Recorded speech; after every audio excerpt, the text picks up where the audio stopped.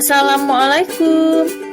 Hari ini kita akan belajar mengenai pengaruh interaksi sosial terhadap pembentukan lembaga sosial.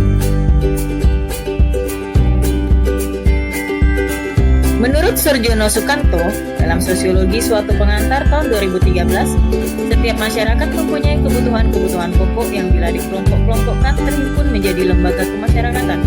Mengutip Kemendikbud RI, interaksi sosial adalah kunci dari semua kehidupan sosial. Tanpa interaksi sosial tidak akan ada kehidupan bersama.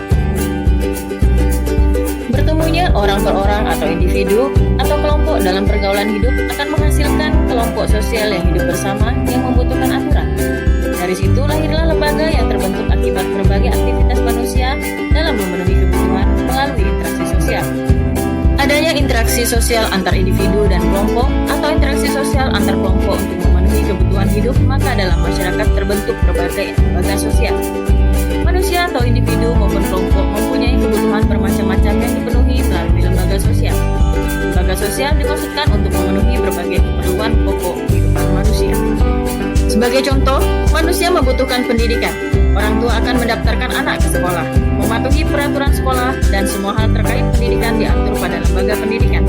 Contoh, manusia membutuhkan nafkah atau penghasilan yang diatur dalam lembaga ekonomi, misalnya dengan bekerja, berdagang, atau melakukan kegiatan ekonomi lainnya. Interaksi sosial adalah syarat utama dalam pembentukan suatu lembaga dalam masyarakat. Interaksi sosial berpengaruh besar terhadap terbentuknya lembaga sosial masyarakat yang bersangkutan. Lembaga sosial juga terbentuk berdasarkan keteraturan bentuk sosial. Beberapa tahapan untuk mencapai keteraturan tersebut yaitu adanya tertib sosial, adanya tahapan masyarakat menerima dan memandang bentuk sosial, adanya interaksi sosial, norma-norma dan ciri nilai sosial dalam masyarakat, adanya pola interaksi sosial yang terus-menerus dilakukan. Berikut beberapa manfaat yang diperoleh dalam interaksi sosial dengan berbagai lembaga.